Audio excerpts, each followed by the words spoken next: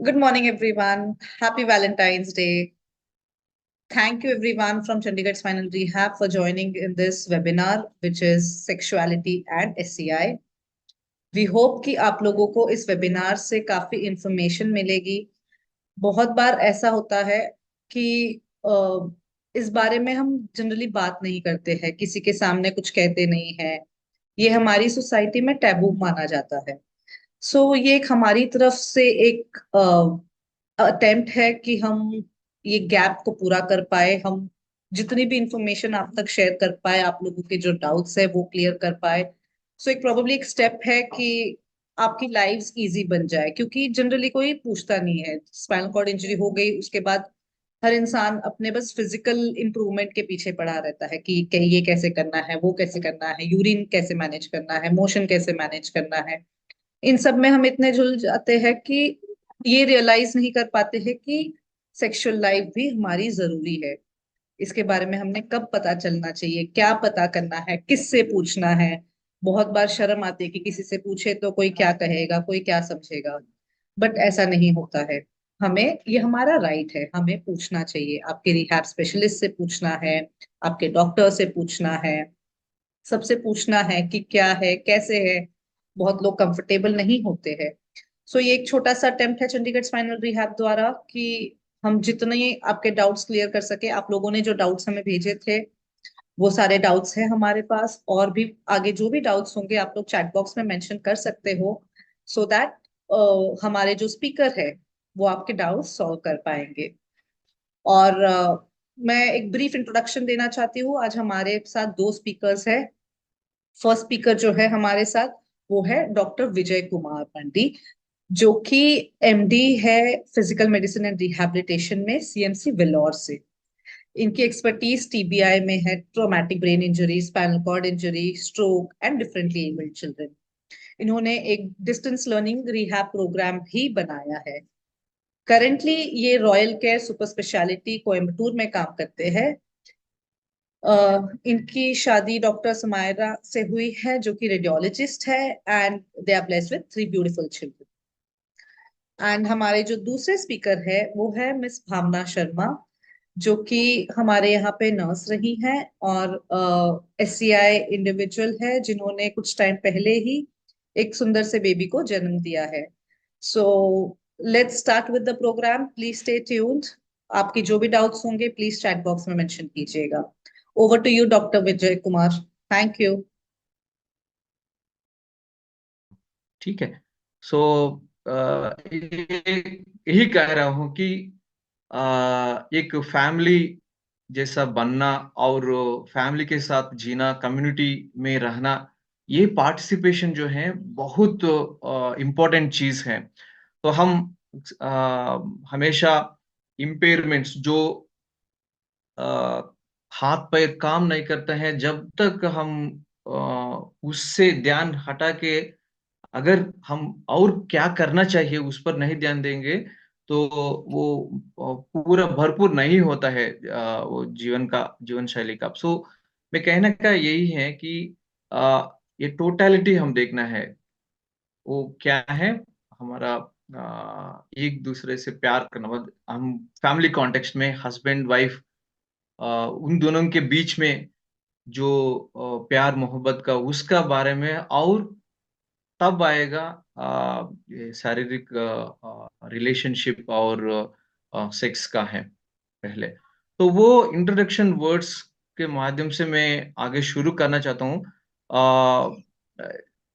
Spinal cord injury में चाहे tetraplegia हो, पैराप्लेजिया हो, ये जैसा बॉवल ब्लैडर इफेक्ट हो जाता है, जरूर सेक्सुअल फंक्शन कुछ ना कुछ इफेक्ट हो जाता है। कुछ लोग को अगर इनकम्प्लीट है, केवल हड्डी टूटा हुआ है, वेरी माइल्ड इम्पेयरमेंट आ गया है, मतलब सेंसेशन में कुछ लोगों को उतना उसका डिसफंक्शन नहीं महसूस होता है। लेकिन कंप्लीट इंजरीज जो है उन पेशेंट में सेंसेशन नहीं पता चलने की वजह से जो नेचुरल रेस्पॉन्सेस रहना चाहिए, मतलब वो बिना स्पाइनल कॉर्ड इंजरी, यानी कि स्पाइनल कॉर्ड इंजरी होने के पहले जितना वो सब फंक्शंस थे, वो धीरे धीरे वो, यानी कि एक ही समय में जब एक्सीडेंट होता है उसी समय में उसका पूरा फंक्शन खो जाता है। तो हम इसका मतलब ये नहीं है कि पूरा जिंदगी भर ऐसा जिएंगे, कुछ रास्ता है नहीं, ऐसा कोई नहीं बोल सकते हैं, क्योंकि लास्ट डिकेड में, खास करके लास्ट 50 साल में बहुत तरीका का एडवांसेस आ गया है, बहुत तरीका का वो फिजियोलॉजी, मतलब कैसा जो जिसमें स्पाइनल कॉर्ड इंजरी नहीं रहता है, उसमें कैसा फंक्शंस हो रहे हैं, वो सब कुछ डिटेल फिजियोलॉजिकल स्टडीज रिसर्च करने के बाद, और जो दवाई है और कुछ तरीका का है सर्जरीज और इम्प्लांटेशन, वो बहुत एडवांसेस भी हैं। तो इसका माध्यम से हम, इस बेसिस से हम अभी ये कह सकते हैं कि जब स्पाइनल कॉर्ड इंजरी हो जाता है तो सेक्स कर सकते हैं। आंसर, उसका आंसर है हाँ, कर सकते हैं। शादी कर सकते हैं, हाँ, जरूर शादी कर सकते हैं। तो तीसरा सवाल आ जाएगा, क्या बच्चा होने का चांसेस है? आंसर हाँ, जरूर है। लेकिन जब भी ऐसा बोला जाता है तो हम हर एक हर एक पर्सन का अपना अपना लेवल का देख के वो कंप्लीट है कि इनकम्प्लीट है, कौन सा तरीका का वो है, वो सब कुछ देखना पड़ेगा, क्योंकि even persons without spinal cord injury, hello. Spinal cord injury नहीं है, नहीं उसमें भी बाइक से देखो। बहुत तरीका का हेल्थ रिलेटेड प्रॉब्लम आने का बहुत ज्यादा है। तो ये कॉम्प्लिकेटेड है, लेकिन उतना मुश्किल नहीं का, कुछ नहीं कर सकते, ऐसा कुछ नहीं है। तो ये मेरा जो शब्द है आपको एंकरेज करने के लिए मैं बता रहा हूँ, क्योंकि मैं अपना प्रैक्टिस में देखा है, चाहे सीएमसी वेलोर में और बिहार में, मैं ऑलमोस्ट 5 साल काम किया है। अभी कॉर्पोरेट सेटअप कोयम्बतूर में भी देख रहा हूँ। जब अगर शादी हो गया है, खास करके हम जानते हैं स्पाइनल कॉर्ड इंजरी एकदम बहुत बढ़िया समय में हो जाता है, मतलब लाइफ स्पैन में आप देखेंगे तो 14 साल से लेके 50 साल तक, जब आदमी या औरत जब सेक्सुअली बहुत एक्टिव रहने का समय यही है। तो उस समय में मतलब मान लीजिएगा 15 या 17 साल, ऐसा देहात में तो 17 साल 16 साल में ही बच्चे लोगों को मतलब वो टीन एज में ही शादी होता है। मेरा कहने का मतलब यही है कि प्रोडक्टिव लाइफ का टाइम में, रिप्रोडक्टिव एज का वो ग्रुप में ही बहुत ज्यादा स्पाइनल कॉर्ड इंजरी होता है। तो बहुत लोग इस पर ध्यान नहीं रखते हैं, लेकिन 2004 में एक सर्वे किया गया है पैराप्लेजिक्स में।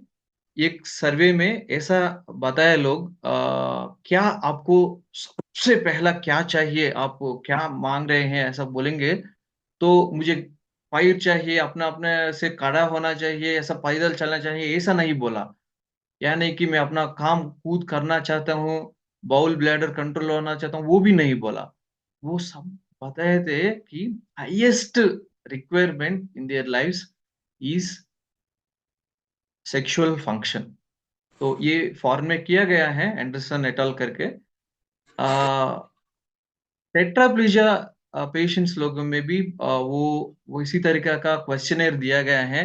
वो लोग भी कहे थे हैंड फंक्शंस सबसे पहला प्रायोरिटी है, उसके बाद सेकेंडरी इंपॉर्टेंट थिंग है सेक्सुअल फंक्शन को रिस्टोर करना। क्योंकि जो आदमी हो औरत हो, जब स्पाइनल कॉर्ड इंजरी से इफेक्ट हो जाता है तो तुरंत उनका मन में यही सवाल आ जाता है कि क्या मैं अपना लाइफ पार्टनर को ढूंढ सकता हूँ, सेक्स कर सकता हूँ, यानी कि बच्चा को फर्टिलिटी इश्यूज का कुछ सामर्थ्य रहेगा, वो सब कुछ भी अलग है, क्योंकि हम सब लोग एक एक दूसरे से मिलने का, खास करके वो जो रोमांटिक लव है, वो जो साथ ही साथ रहने का, वो उस तरीका में ही हमको परमेश्वर बनाया है। तो मैं विश्वास करता हूँ, ये जो जितना भी हम आगे बात करेंगे, आपका जिंदगी के लिए, आपका आपका लाइफ जो है वो ट्रांसफॉर्म होने का, अभी तक जो चल रहे हैं उसके और आगे बढ़ने का। ऑफ कोर्स ये तो मिक्स्ड ग्रुप है, हर एक प्रश्न को हम इंडिविजुअली बहुत गहराई में मैं नहीं आंसर कर सकता हूँ, क्योंकि अगला लोग आई मीन दूसरे लोग को थोड़ा सा फॉलो करने में दिक्कत हो जाएगा, और वो बोरिंग भी लग जाएगा, और वो कुछ चीज समझ में भी नहीं आएगा। तो इसलिए जितना हो सकता है वो हम कॉमन इश्यूज जो सब लोग को वो बेनिफिशियल है, वो चीजें हम पहले डिस्कस करें, और उसके बाद जैसा सवाल आएगा हम लिमिटेड इंफॉर्मेशन और कितना इंफॉर्मेशन देना है वो हम आगे देखेंगे। ठीक है, तो सीधा उस इंट्रोडक्शन से हम अ, आगे सीधा सवाल में जाएंगे, क्योंकि बहुत सवाल हम ले सकते हैं। Okay, so Q&A based learning we will do, discussion based. All right, is it okay? Yes, that can be done. Yeah. So, If Dr. you can Vinay, help me I out. would like to start with a few questions very Yes, please. quickly. Yeah. As you rightly mentioned, sexuality is the highly important function of a person who already addressed, and which is like to my knowledge and my experience, which is rarely or like nearly be ignored with the rehabilitation setup. So, what are your like takes on what is the best time to address the sexuality issue? Because initially the person's concentration and focus is always on to the physical recovery and the movement, the walking, and all these things. And when it comes to a rehabilitation, what is the right time to address? And second is like who are all the team members can be incorporated into the like addressing of the same issue as such. Yeah, thank you, Sunil. This is one, ये जो सवाल हैं, कब हम ये discussion सारे patient से बात करना शुरू करना है, वो सवाल बहुत कॉमनली आ जाते हैं, खास करके रिहैब टीम को। तो मैं कहना यही है कि जब पेशेंट को भर्ती किया जाता है, तो ऑब्वियसली इमरजेंसी रूम में हमारा मेन फोकस बीपी वगैरह वो सब कुछ स्टेबल है कि नहीं, और ब्रीथिंग, अगर टेट्राप्लेजिया है तो चेस्ट इंजरीज, वो सब कुछ इवैल्यूएट करने के बाद पेशेंट स्टेबल, जब इमरजेंसी फिजिशियन टीम और जो एक्यूट केयर मैनेजमेंट खत्म हो जाता है, तो उसके बाद हम depending upon the age, for example एक 40 साल का आदमी है, गिर गए हैं, ऑलरेडी 2-3 बच्चे हुआ है, अ, उनको ऑलरेडी क्या बोलते हैं, वाइफ को भी, और फैमिली प्लानिंग का ऑपरेशन भी हो गया है, तो वो उस मन में, उनका मन में क्या रहता है, मेरा जीवन कैसा आगे जीऊं, यानी कि पोषण कैसा करूं, वो वोकेशन में रहता है, क्योंकि 2-3 बच्चे ऑलरेडी हैं, उसका देखभाल करना है। तो उनको उस समय में तुरंत बताएंगे तो एक्सेप्ट नहीं ले पाएगा। ये एक सिनारियो है। दूसरा सिनारियो है, 24 साल का एक आदमी, यंग मैन, अभी तक शादी नहीं हुआ, जस्ट एंगेजमेंट हुआ है, शादी 1 महीना में करने वाला है। मेरा बहुत पेशेंस मुझे इस पीरियड में आया है, एंगेजमेंट हुआ, शादी करने के लिए वेट कर रहे हैं, स्पाइनल कॉर्ड कर सकते हैं, रेडमी 9 पावर से। अगर मुझे भी को होस्ट करेंगे तो मैं भी म्यूट कर सकता हूँ। ओके,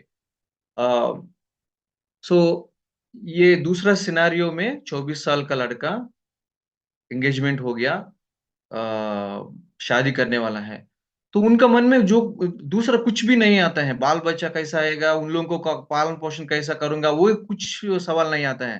पहला एक ही सवाल आता है कि मुझे नीचे से नीचे, छाती से नीचे या ये अम्बिलिकस से नीचे, ये कमर से नीचे कुछ पता नहीं लग रहे हैं, तो कुछ सेंसेशन भी नहीं मालूम पड़ रहे हैं, तो शायद मुझे ये नहीं हो सकता, ऐसा करके वो उदास होके, इवन डिप्रेस होके, कुछ इमरजेंसी के बाद बाहर आने के बाद, कुछ मोबिलिटी रिहैबिलिटेशन देने के बाद, इवन वो इतना डिप्रेशन में जाके सुसाइड करने का, उतना हालत भी जाने का चांसेस हैं।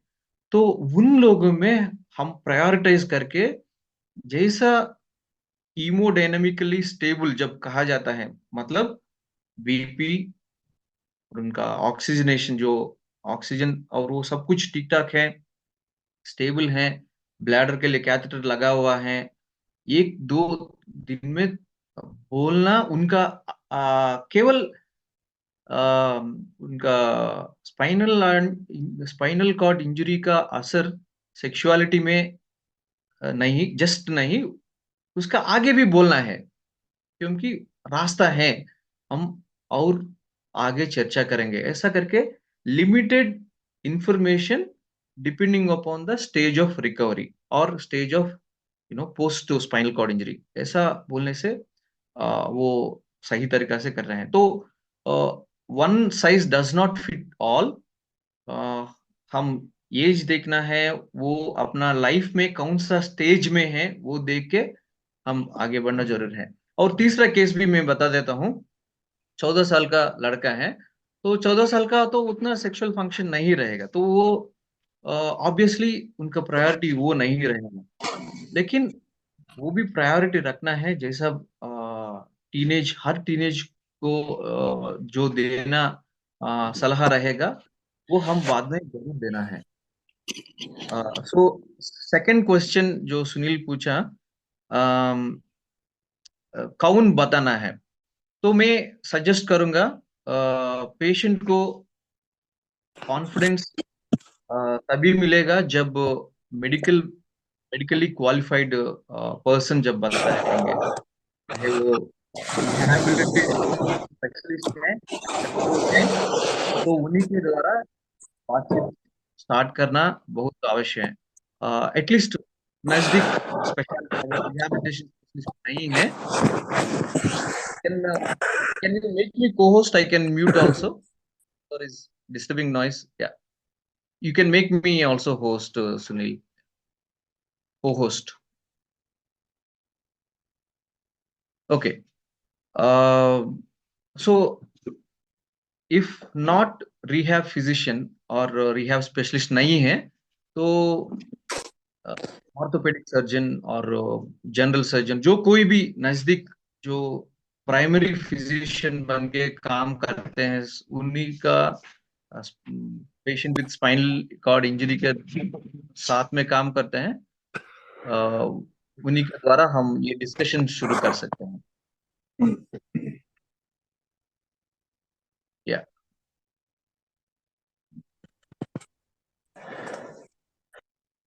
Can we go to the next question, Sunil? You are muted. Yes, so we have collected a few questions. So one is, can cervical level injury patient plan a family? If no, then how to counsel them?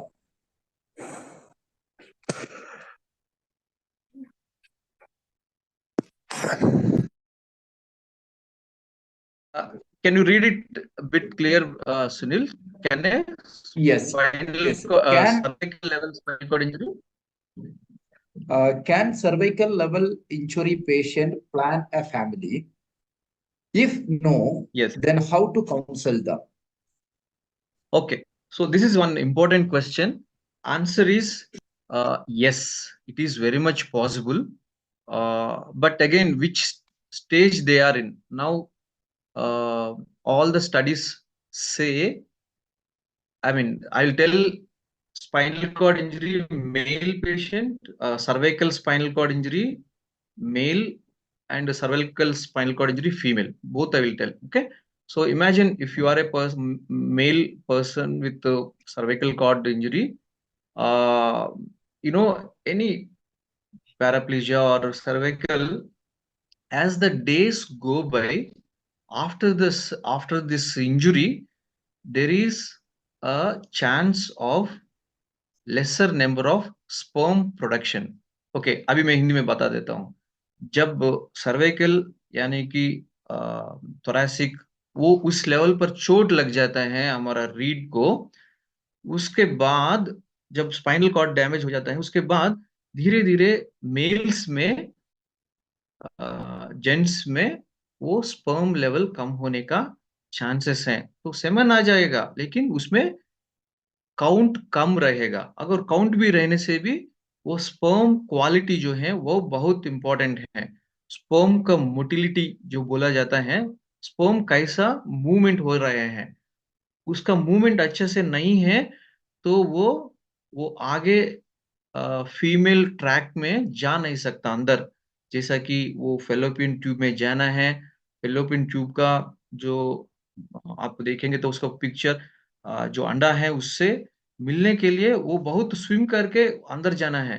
लेकिन अगर उसका movement अच्छा नहीं है, तो वो हम semen का टेस्ट करके हम देखना पड़ेगा. लेकिन इन जनरल उसका क्वालिटी, सेमेन का क्वालिटी कम होते जाएगा, स्पर्म मोटिलिटी और एबिलिटी टू फर्टिलाइज वो कम होते जाएगा. तो इसीलिए अगर नया शादी हुआ है, जस्ट गॉट मैरिड, एंड 1-2 महीना में ही ऐसा हुआ है, तो वो लोग सोचेंगे मेरा लाइफ ऐसा नहीं है अभी, मैं कुछ नहीं कर सकता हूँ, बाहर जाके काम नहीं कर सकता हूँ, मेरा हाथ पैर नहीं काम कर रहे हैं, तो मुझे बच्चा नहीं चाहिए. उसका माइंड सेट ऐसा रहेगा. लेकिन उनको अच्छा से काउंसलिंग ये देना चाहिए कि भाई साहब, आप जो कह रहे हैं वो सही बात है, लेकिन आप ये भी ध्यान देना चाहिए कि और लेट होते जाएंगे तो स्पर्म क्वालिटी कम हो जाएगा. स्पर्म को कैसा एक्सट्रैक्ट करेंगे इजैकुलेशन का माध्यम से, वो अलग क्वेश्चन आ जाता है. लेकिन जितना अर्ली वो फर्टिलाइजेशन के बारे में, फर्टिलिटी के बारे में हम सोचना है, उतना जल्दी हम कोशिश करना है. ये बात मेल पेशेंट्स के लिए. फीमेल पेशेंट्स के लिए भी ये मैं बात करना चाहता हूँ. यूजुअली बहुत रिसर्चेस में ये देखा गया है कि ऑन एन एवरेज 6 महीना तक वो महीनावारी डिस्टर्ब हो जाएगा, वो मेंस्ट्रुएशन डिस्टर्ब हो जाएगा, और उसके बाद धीरे धीरे होने का संभावना है. लेकिन उसके हर औरत को सर्वाइकल स्पाइनल कॉर्ड इंजरी यानी कि पैराप्लेजिया होने के बाद मेंस्ट्रुअल साइकिल कंफर्म 100% वापस आएगा ऐसा नहीं बोल सकते हैं, लेकिन बहुत से ज्यादा पेशेंट लोगों को वो वापस आने का चांसेस हैं आफ्टर 6 और 8 मंथ्स. तो जब वो रेगुलर आ जाएगा, तो हम नॉर्मल वो फर्टिलिटी पीरियड है, वो मतलब फर्स्ट डे ऑफ मेंस्ट्रुएशन से गिन के 8वां से लेके 18 दिन तक वो फर्टिलाइजेशन टाइम जो रहता है, उसमें संपर्क का उसका उस समय में सेक्सुअल रिलेशन का द्वारा वो संभावना, वो चांसेस को हम बढ़ा सकते हैं बच्चे होने का. तो answer, yes, it is very much possible to have no children after tetraplegia for both men and women. वही है जवाब. सर्वाइकल यानी कि पैराप्लीजिया होने के बावजूद भी जरूर फैमिली होने का चांसेस हैं.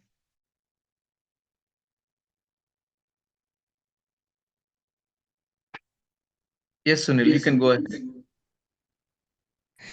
Yeah. So there is another question. Spinal cord injury में किन किन चीजों में ध्यान रखना चाहिए? थोड़ा बहुत वाइड क्वेश्चन है। यस, जो या एनी स्पेसिफिक क्वेश्चन हम सेक्सुअलिटी में आज देख रहे हैं। अगर स्पाइनल कॉर्ड में जो होने वाला प्रॉब्लम के बारे में हम डिस्कस करना चालू करेंगे तो एक दिन, 2 दिन, एक हफ्ता, एक महीना, एक साल भी ये काफी नहीं है। उतना सारा प्रॉब्लम का चांसेस है। लेकिन अगर हम सेक्सुअलिटी के बारे में देखेंगे तो वो खास करके दो ऑलरेडी में लेकिन और एक बार मैं क्विक समराइज कर रहा हूँ। सेक्सुअल एक्टिविटी सबसे पहला वो रिश्ता बढ़ने के लिए आदमी औरत फैमिली का कॉन्टेक्स्ट में वो दोनों का बीच में रिश्ता बहुत गहराई में डीप इन होने के लिए ये परमिशन किया गया है। वो नंबर 1, वो सबसे पहले हमको माइंड में रखना चाहिए। दूसरा है ये वाला प्लेजर देगा, वो प्लेजर भी वो रिश्ता बनने के लिए ही पार्ट है। हमको जो पेन देता है, हमको दुख तकलीफ देता है, उसमें कोई भी शामिल नहीं होंगे। ये प्लेजरेबल परमिशन ने बनाया है ताकि वो एंजॉय कर सके और अच्छे से रिश्ता बन सके। तो एक प्लेजर हो गया। दूसरा दूसरा हो गया रिप्रोडक्शन और प्रोक्रिएशन। Pleasure, procreation. प्रोक्रिएशन मतलब आ, ये दोनों इफेक्ट हो जाएगा। प्रोक्रिएशन मतलब हैविंग चिल्ड्रन, बच्चे लोगों को पाना, वो दोनों में इफेक्ट हो जाएगा। तो वो आंसर उसी में ऑलरेडी मैं एड्रेस किया है। सो हम कौन सा पेशेंट को कौन सा वाला जरूरत है, फेल्ट नीड, जो उनको बहुत अवसर, बहुत नीड क्या है। सबसे पहले ये प्लेजर है, प्रोक्रिएशन है। प्लेजर मतलब उसका मतलब यही है कि रिश्ता बनने का और फैमिली से फिर वो जो रोमांटिक लव, वो जो इम्पोर्टेंट है सेक्सुअल रिलेशन का, ताकि वाइफ हस्बैंड में, हस्बैंड वाइफ में संतुष्टि हो जाए। वही वही मकसद है। ओके, सो ऑफ कोर्स इसके अलावा बहुत सारा है questions. As as I told, ये तो जनरल क्वेश्चन हो गया है। इसके अलावा बाउल इफेक्ट हो जाता है, ब्लैडर इफेक्ट हो जाता है, स्किन केयर, ऐसा स्किन सेंसेशन नहीं रहता है। तो वो सारे चीज तो वैसा ही उसका जो जरूरत है वो प्रिवेंशन करना पड़ेगा, क्योंकि हर समय prevention is better than cure. Yeah, we'll go ahead, Sunil. Next question you can. Yeah. So next question is like if a non-married person, a young boy, meets with a spinal cord injury, and before if they find a life partner, soulmate, maybe through the chat box or anything, what are the things they need to be transparent before even getting into a marriage kind of next step level? So what are the things they need to make sure that the things are being told and understood mutually before getting into the relationship, other than the physical relationship? Yes, this is one important question, and I am involved in counseling many young couples. One of them being affected by spinal cord injury. ये बहुत अच्छा सवाल है। मैं खुद बहुत couples को counselling किया। वो कपल्स जिसमें एक जन स्पाइनल कॉर्ड से इफेक्ट हुआ है, चाहे वो बॉय और गर्ल। तो बहुत मीन्स कई टाइम ऐसा हो जाता है जब अच्छा रिलेशन डेवलप हो रहे हैं, जैसा कि एंगेजमेंट हुआ फैमिली की तरफ से, अपना अपना अरेंज्ड मैरिज का माध्यम से, यानी कि लव में होके, तो वो सीरियस कमिटमेंट है। ऐसा नहीं है कि कुछ एंजॉय करके छोड़ दें, ऐसा नहीं। लेकिन सीरियस कंसिडर कर रहे हैं सो एंड सो मैरी करने के लिए, लेकिन अचानक स्पाइनल कॉर्ड इंजरी हुआ है। तब सबसे पहला यही है कि ओपन डिस्कशन। तो क्या बात करना है? अगर मान लीजिएगा, अगर बॉय को स्पाइनल कॉर्ड इंजरी हुआ है, तो उनको भी समझ में नहीं आएगा कि क्या मैं अपना फियांसी को मैं बता सकूं, क्योंकि वो उनको ही समझ में नहीं आएगा। तो इसीलिए सबसे पहला बात है वो अपना दिल खोल के डॉक्टर के साथ पूरा क्या होने वाला है, कब शादी करने वाला है, अगर मैं करूंगा कि नहीं करूंगा, ये सब चीज पहले ओपन करके डिस्कशन करने के बाद अगर वो रेडी हैं तो उनको इनवाइट करना चाहिए काउंसलिंग के लिए। उस काउंसलिंग में इंडिविजुअली फर्स्ट ऑफ ऑल वो काउंसलिंग का भाग है, उसमें भी एक पार्ट है उनका जो बचा हुआ सेक्सुअल फंक्शन क्या क्या और बचा हुआ है उसको आइडेंटिफाई करना बहुत जरूरी है।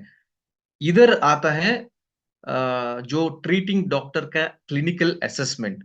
क्लिनिकल डॉक्टर कुछ असेसमेंट करेंगे। अगर T12 का पैराप्लेजिया है, मैं एक उदाहरण बोल रहा हूँ, पूरा सेंसरी लेवल और मोटर लेवल एग्जामिनेशन करेंगे और कुछ कुछ इंडिकेटर्स हैं। मैं साइंटिफिक बात अभी बताऊंगा तो वो सब समझ में नहीं आएगा, लेकिन वो लेवल का अनुसार हम तो कहेंगे T11 से लेके L2 तक होगा तो वो सब लोग को एक ही है, ऐसा नहीं बोल सकते। हर पेशेंट को क्लिनिकल एग्जामिनेशन कर सकते हैं।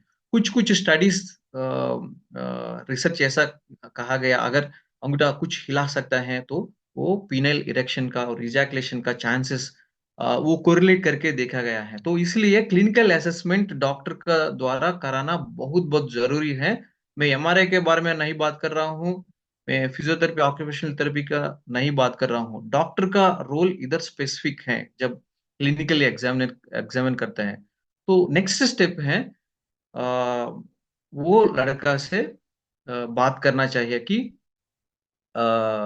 सो एंड सो अभी है तो एक आई मीन एक्यूट स्टेज यानी कि 3 और 4 वीक्स का अंदर अगर होगा तो जब ट्यूब यूरिनरी कैथेटर तो 99% जरूर रहते हैं वो एक्यूट फेज में। उस समय में देख सकते हैं अगर वो रिफ्लेक्स इलेक्शंस है ही नहीं, तो वही क्लिनिकल असेसमेंट के द्वारा हमको ये भी पता चल जाता है कि ये कंप्लीट है कि इनकम्प्लीट। वो सैक्रल एरिया में सेंसेशन कितना बचा हुआ है पेरियानल रीजन में, मतलब वो यूरिन मोशन पास करने का जगह में जब वो डॉक्टर लाइट टच रुई से टच करके यानी कि पिन से जस्ट छुप के देखते हैं कि कितना तक वो परसेंटेज ऑफ सेंसेशन प्रिजर्व हुआ है। वो सब कुछ देख के कंप्लीट की इनकम्प्लीट वो डिसाइड किया जाता है। और वो केवल नहीं, कुछ डर्मेटोम्स जो कॉमन एरियाज जो सेक्सुअल फंक्शन का सेंसेशन का ऊपर ब्रेन को जाने वाला डर्मेटोम्स और ये स्किन पता करने का स्किन का सेंसेशन पता करने का सेंसेशन, ये सब कुछ डॉक्टर का डिस्क्रिप्शन वो डॉक्टर का क्लिनिकल स्किल्स पर बहुत ज्यादा आधार पड़ता है। उसके बाद ये प्रिलिमिनरी इंफॉर्मेशन एग्जामिनेशन करने के बाद जब एक्वायर किया जाता है तो डॉक्टर वो आदमी से बैठ के वो यंग पर्सन से बैठ के बात करने के टाइम में कहते हैं कि इतना परसेंट वो खड़ा होने का चांसेस है। तो हम डॉक्टर्स यूजुअली एक सवाल भी पूछते हैं। अगर मान लीजिएगा थोड़ा सा 3-4 महीना हो गया है उनका आईसीसी भी स्टार्ट किया है, तो ये एक सवाल हम पूछते हैं, चोट लगने के पहले कितना खड़ा होता था जब वो सोच विचार की चित्र देखने पर, यानी कि ऐसा ही सुबेरे स्पॉन्टेनियसली, उससे अगर कंपेयर करेंगे तो अभी कितना परसेंट खड़ा हो रहा है अंग। तो वो एक सवाल बहुत इम्पोर्टेंट है। वो अगर 50 या उससे मतलब 60% ऐसा है तो वो उसके अंदर है तो वो काफी नहीं है सेक्सुअल एक्टिविटी के लिए, पेनेट्रेटिव इंटरकोर्स करने के लिए वो काफी नहीं है।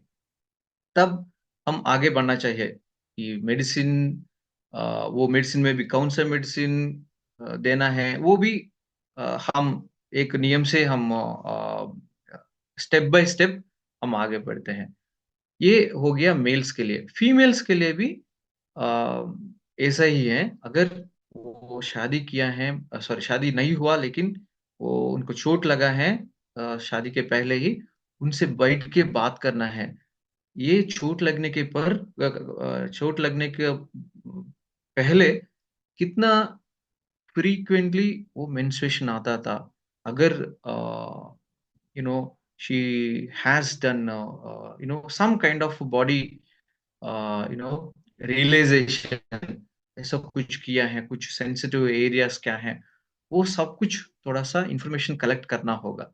तब हम स्टेप वाइज हम अपना जो प्रोस्पेक्टिव पार्टनर जो है, जिसके साथ शादी होने वाला है, उनसे भी बिठा के हम बात करके उनको एनकरेज करना चाहिए। मैं अगर मेरे पास आ गए तो मैं बता देता हूँ, quality of life does not just depend upon the orgasm, uh, just depend upon the you know effect of sexual pleasure, final that in the activity of sexual pleasure. But many people focus करते हैं कि उनमें ये mind में आ जाता है कि अच्छा, रीढ़ में चोट लग गया, स्पाइनल कॉर्ड इंजरी है, पैर नहीं काम करते हैं, पेशाब का कंट्रोल नहीं है, तो ये बेकार है, ये सेक्स के लिए काम नहीं होगा। वो ऐसा लड़की लोग सोचते हैं और लड़का लोग भी सोचते हैं। वो पूरा डिजास्टर हो जाएगा लाइफ के लिए, रिलेशन के लिए। लेकिन मेरा ये कहना है कि काउंसलिंग जब करते हैं सही तरीका से, we are not giving false hopes. जो फॉल्स होप्स मतलब ये हो जाएगा, ये कुछ भी असर नहीं पड़ेगा, एकदम नॉर्मल हो जाएंगे, ऐसा भी नहीं। लेकिन हम स्टेप वाइज लिमिटेड इंफॉर्मेशन देके जैसा सवाल आ जाता है, तो उसका हम जवाब देते हुए उनका सोशल, कल्चरल, इकोनॉमिक सिचुएशन भी देख के हम और आगे उन लोगों को कस्टमाइज्ड प्लान हम दे सकते हैं। या I will address some more detail, but I want to go ahead with the other questions also. Okay. Thank you, Dr. Vijay, for addressing the role of medication in the erectile dysfunction as well as the lubrication issues when it comes to the female. And you have very rightly pointed out, it depends on the professional expertise level as well as the personalized approach. Depends on their individual problems. Depends on their existing reflexive or the hormonal erectile function. You need to boost up with the medication. So in this era of social media and the increasing communication and the WhatsApp groups between the peers and all, cross-reference of the medication which is subjectively prescribed into a common practice. And what are your takes on the drug overdosage and the penile compartmental syndromes and all these things? And what are all your advice to avoid those things? Thank you. Yeah, a strict no to peer-to-peer cross referrals for medication. See, non-pharmacological things you can try it out because you will not have many side effects, or at least depending upon the type of non-pharmacological thing that you are giving.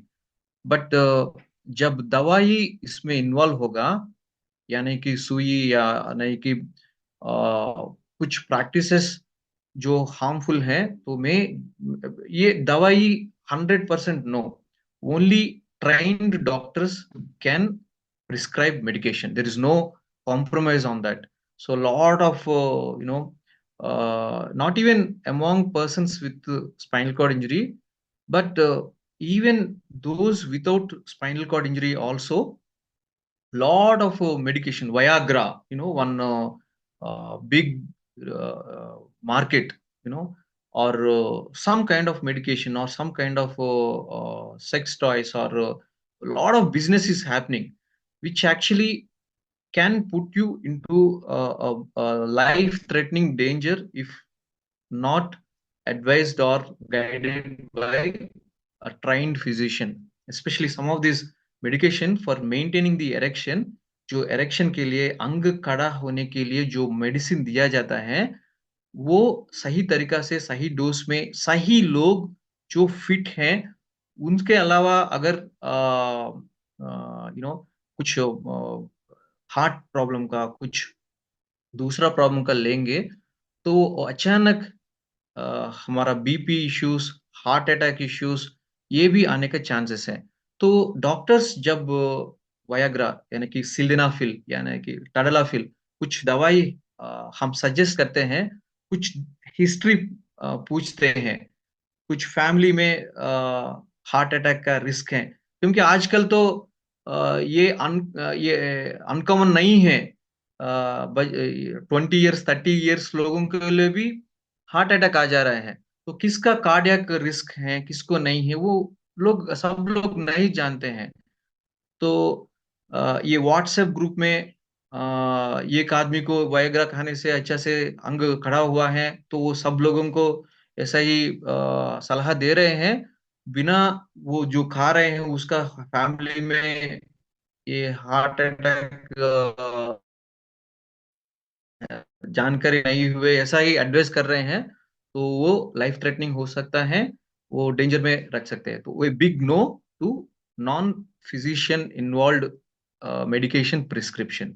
वो that includes some of this practices also. That is one thing. And second thing, specially for tetraplegia patients और T6 के ऊपर जो है वो higher पैराप्लेजिक्स यानी कि tetraplegia patients में ऑटोनॉमिक डिसरिफ्लेक्सिया है, वो बहुत सीरियस माना जाता है। न केवल सेक्सुअल एक्टिविटी, बहुत सारे चीज as simple as lying down on the catheter. That is the most common reason that we have found, even whichever clinical encounters that we had. So जब ट्यूब पर लेटा जाता है तो ब्लैडर फुल जो होने की वजह से वो एक पेनफुल स्टिमुलेशन जैसा माना जाता है, और ऑटोनोमिक डिसरिफ्लेक्शन आप खुद जानते हैं, अधिक बीपी हो जाएगा, पल्स रेट कम हो जाएगा, लेकिन बहुत ज्यादा स्वेटिंग, ये बीपी ज्यादा होने की वजह से I have seen one patient who had stroke also because of this autonomic dysreflexia. So बिना supervision, bina at least guidance of the medical person, you should not try it out on yourself. Especially you already mentioned this penile compartment syndrome, or जब पेपावरिन ऐसा कुछ injection दिया जाता है, तो उसका असर अनवांटेड इफेक्ट्स ज्यादा रहने के चांसेस हैं। सो a big no to those practices. Yes, Sunil, we'll go ahead.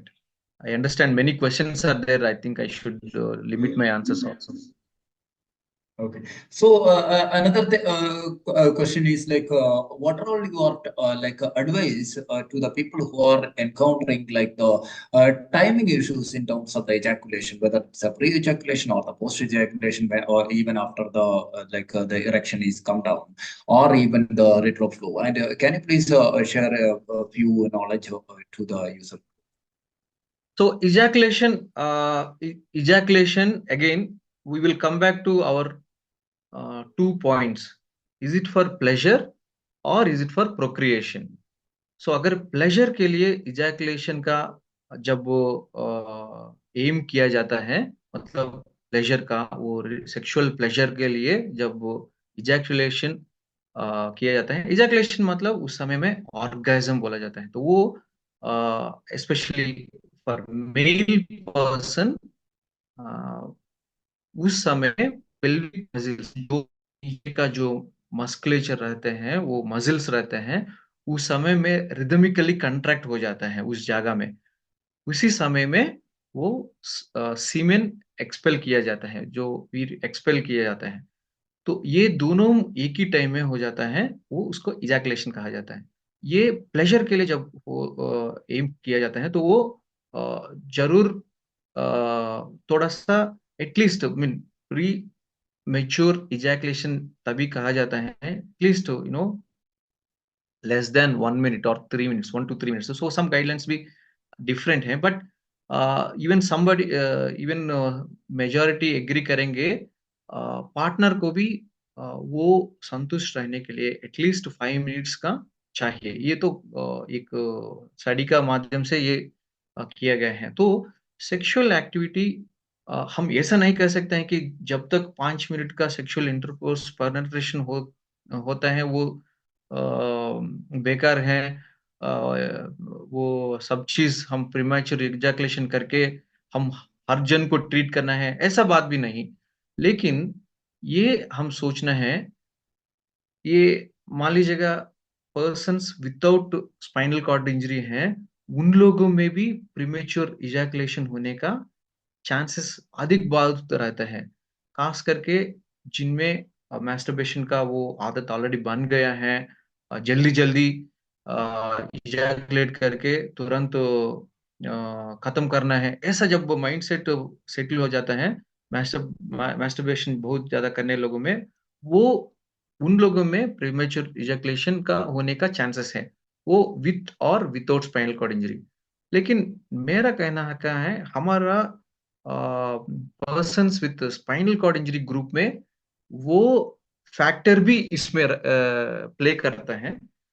लेकिन विदाउट विथ और विदाउट प्रीमेच्योर इजैकुलेशन प्रीवियसली, अभी to have a satisfactory sexual intercourse between husband and wife, we should target at least 3 to 5 minutes. So that is at least I'm saying.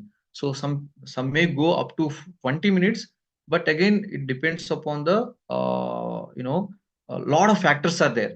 ये सब चीजों में बहुत factors हैं, four play का कितना कर रहे हैं, और वो कौन सा जगह में कर रहे हैं, कितना प्राइवेसी है, कुछ डिस्टर्बिंग थॉट्स हैं, कुछ अगर दूध स्टोव में रख के तुरंत कर लेंगे करके स्टार्ट किया है, तो वो मन पूरा किचन में ही रहेगा। तो ये सारे चीज जो है बहुत प्ले करता है। तो इसलिए एकदम प्लान करना बहुत जरूरी है। अगर ये कहा जाता है प्लान्ड रोमांटिक टाइम और प्लान्ड सेक्सुअल एक्टिविटी टाइम, वो जो कोई भी अपना अपना बीच में लैंग्वेज का अनुसार, यानी कि कोड लैंग्वेज का अनुसार हस्बैंड एंड वाइफ, स्पेशली जब बच्चे लोग रहते हैं, तो सब चीज उनका सामने बात करना भी मुश्किल होता है। तो जो कुछ भी है सुबेरे से ही प्लान करना है, अगर नाइट में सेक्सुअल एक्टिविटी का हस्बैंड वाइफ प्लान करना चाहिए तो तब भी वो पूरा दिन, स्पेशली फॉर फीमेल्स, वो सीधा straight, they will not be aroused. तो सुबेरे से ही, यानी कि प्रीवियस डे से ही that pampering and foreplay that involves अच्छी तरीका से बात करना, अच्छा से छूना, और सही फोर प्ले का टेक्निक्स फॉलो करना, सेंसुअल ऑर्गन्स में टच करके वो सब फॉलो करेंगे, तो ये जो है इस फैक्टर को भी जरूर हेल्पफुल हो जाता है। ऐसा नहीं है कि यू नो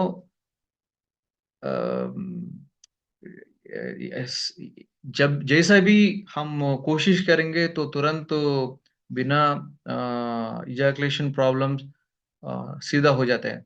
तो मेरा कहने का मतलब यही है कि प्लान करना है, एक पॉइंट। दूसरा पॉइंट, दोनों बातचीत करना है, so and so day and evening, ये एक्टिविटी प्लान करने का हम प्लान कर रहे हैं। इसके लिए पूरा प्रिपरेशन में रहना चाहिए। तो ये हड़बड़ी को हम हटा सकते हैं, वो फैक्टर तो हटा दिया। दूसरा बात, फिर भी अगर एरेक्शन नहीं मेंटेन कर रहे हैं, तब हमको आएगा role of actually I would even some more factors भी हैं, जैसा कि जो ऑलरेडी पोर्नोग्राफी में इन्वॉल्व इंडल्ज है, तो उन लोगों में सेक्सुअल डिसफंक्शन ऐसा ही ज्यादा इफेक्ट हो जाता है। तो मेरा इस संदर्भ में, इस कॉन्टेक्स्ट में ये भी कहना चाहता हूँ कि ज्यादा ज्यादा भी नहीं, बिल्कुल पोर्नोग्राफी का सामने भी आप मत देखिएगा, क्योंकि पोर्नोग्राफी सेक्सुअल डिसफंक्शन में बहुत ज्यादा इफेक्ट करेगा। अक्सर बहुत लोग सोचते हैं कि अगर वो चित्र देखेंगे, तो वो वीडियो देखेंगे, तो वैसे करने का ये मिलेगा, और हमको भी और थोड़ा सा ये रहेगा। लेकिन बात यही है कि आप अपना स्पाउस से वो जो कॉन्टेक्स्ट है, वो जो रिश्ता है, वो जो फोर प्ले यानी कि वो जो वार्म अप हो जाता है, वो एकदम अलग है when you compare with the artificial pornography, artificial sexual relationship.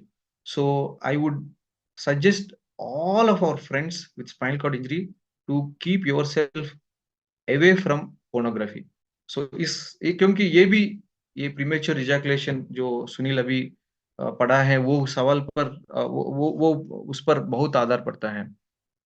Next तीसरा पॉइंट, इरेक्शन सफिशिएंट नहीं है, तो उसके लिए दवाई दे सकते हैं। और क्या बोलते हैं, ये ऑर्गेज्म और इजैकुलेशन भी डिले होने का है, उसको भी कम करने का वो कुछ रेजिमेन, कुछ प्रोटोकॉल जैसा दिया गया है। There are many protocols which were studied, but again, individually we have to take the history and we have to spend how each person is doing, and then we have to suggest accordingly. Yeah, I hope I answered that. Correct. Yeah, yeah. So, one more question, maybe like guidance, one more point from my side. So you have like clearly mentioned that like planning or like physical planning or all these things. And what all the plannings the people with the spinal cord injury need to like do it in advance regarding their bowel, bladder, and the hygiene part, because if an bowel or the bladder accident happened during the act of the sexual life or anything, then that may affect the psychologically during the subsequent acts. So, Yeah. what would you advise and suggest to the people to prepare themselves on those areas? Yes, thanks, Sunil. I have mentioned planning psychologically from from the morning if you are planning in the evening. But now there are some arrangements, मैं पहले बताया, वो मानसिक रूप से कैसा तैयार अपना अपना को करना है, अपना स्पाउस को तैयार रखना है, वो उसके बारे में मैं फोकस किया। अभी मैं ये जस्ट सेक्सुअल एक्टिविटी के आधा घंटा 1 घंटा के पहले कैसा प्लान करना है, वो भी मैं बताना चाहता हूँ। ये हड़बड़ी में करने का नहीं है। दूसरा है, कुछ चीज है वो हम उसका कुछ बोझ जैसा नहीं माना है, वो एक एक्टिविटी है। अगर हमेशा हम वापस आ जाएंगे, even even in persons without spinal cord injury, अगर स्पाइनल कॉर्ड इंजरी नहीं है, उनमें भी ये सारा चीज जरूरत है। अगर मान लीजिएगा और कंफर्टेबल रहेंगे, अगर उनका जरूर बाथरूम जाना है, यूरिन पास करना है, मोशन पास करना है, तो माइंडसेट उसमें नहीं रहेगा। अगर आप पहले मतलब सेक्सुअल एक्टिविटी करने का है, तो यूजुअली सबसे पहला विथ और विदाउट सेक्सुअल एक्टिविटी प्लान्ड, हर दिन सुबेरे आप गोल करिएगा बाउल प्रोग्राम रखने के लिए। मैं समझता हूँ बहुत लोगों में ये पॉसिबल नहीं है, हर दिन सुबेरे 7 बजे बाउल एम्प्टी हो जाएगा, सारे दिन एकदम बाउल एक्सीडेंट्स नहीं रहेगा, ऐसा कोई भी नहीं गारंटी दे सकते। फिर भी आपको अगर कुछ भी डाउट रहेगा, सेंसेशन अगर पता चल रहे हैं, तो एक क्विक चेक डी कर सकते हैं। अगर बाउल एक्सीडेंट थोड़ा अनप्रेडिक्टेबल बन रहे हैं, यानी कि कुछ रोमांटिक ट्रिप में गया, बाहर कुछ खाया, वो थोड़ा पेट बाउल मूवमेंट्स थोड़ा फ्रीक्वेंट हो गया है, तो एक क्विक चेक डी करने से कुछ नुकसान नहीं है। और दूसरा बात भी, ब्लैडर ब्लैडर को आप ऐसे से कर रहे हैं, तो एम्प्टी करना बहुत है। ये अभी आप समझ लीजिएगा, इस ये बाउल की ब्लैडर एम्प्टी करना वो अपना खुद का एक्टिविटी का है, आपका पर्सनल एक्टिविटी है। लेकिन सेक्सुअल एक्टिविटी जो है, आपका पार्टनर, लाइफ पार्टनर को जब इन्वॉल्व करेंगे, वो उनका मानसिक वो भी आपको सोचना पड़ता है। आपका वो जिम्मेदारी आप लेना पड़ता है। तो इसीलिए वो भी आप कंसिडर करके बाउल एंड ब्लैडर को एम्प्टी करना, वो बहुत माइंड फिक्स करके आप आगे बढ़ना है। और जिनको ये सिल्डेनाफिल और टाडलाफिल एडवाइस किया जाता है डॉक्टर का द्वारा, वो पहले ही प्लान करना है। अगर अच्छा मार्केट जाके आ जाता हूँ, उसके लिए 1 घंटा लग जाएगा, ठीक है, मैं अभी ले जाता हूँ करके अभी लिया, मार्केट गया अपना नियो फ्लाई में, और गाड़ी फंस गया ट्रैफिक में, आने के बाद 2 घंटा लग गया, घर में वाइफ वेट करते ऐसा ही सो गया, यानी कि और कुछ दूसरा काम में लग गया, और उस समय में आप आके कम अभी हम 6 करेंगे, ऐसा करके आप आगे बढ़ेंगे तो कुछ नहीं होने वाला है। तो इसलिए कब आप सेक्सुअल एक्टिविटी जब भी आप करेंगे, वो कौन सा टाइम में करेंगे, मतलब सब कुछ आप कैलकुलेट करके पहले ही दवाई कब लेना है। तो कुछ दवाई हम आधा घंटे के पहले कहेंगे, कुछ दवाई 1 घंटे के पहले कहेंगे। वो दवाई के अनुसार और उनका डोज के अनुसार उसका मैक्सिमम ड्रग लेवल्स जब बॉडी में रीच हो जाता है, वो एब्जॉर्ब होने के बाद उसका बेस्ट असर उस समय में दिखाया जाता है। तो उस समय में आप ये सेक्सुअल एक्टिविटी करेंगे तो सारे फैक्टर्स हमको फेवरेबल रहते हैं, तब बेस्ट इफेक्ट हम कर सकते हैं। ऐसा नहीं कि सीधा एक ही बार हम सक्सेस होंगे, नहीं। ये बात persons without spinal cord injury में भी ऐसा ही है। अगर नया दो आदमी औरत हैं जिनमें स्पाइनल कॉर्ड इंजरी नहीं है, वो अभी शादी किया है, आप ऐसा मानते हैं कि उनका सेक्सुअल लाइफ एकदम बहुत बढ़िया बन जाएगा, नहीं। ये भी प्रैक्टिस चाहिए over the period of weeks or months, even for few people, for years it will take to identify what is the best way to enjoy the sexual intimacy. So ये practice makes man perfect, man and woman perfect. So इसमें भी ये बहुत applicable है। तो क्या उन दोनों को वर्कआउट हो रहा है, क्या नहीं वर्कआउट हो रहा है, वो सब कुछ बहुत ध्यान में रखना है। या I hope I addressed that also, Sunil. Yes, yes. Thank you so much. And there is a question in the chat box. हाँ Um, uh, so,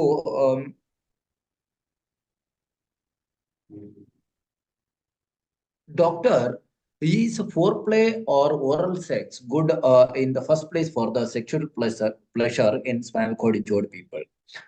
Which parts are considered or the trigger points for sexual arousals?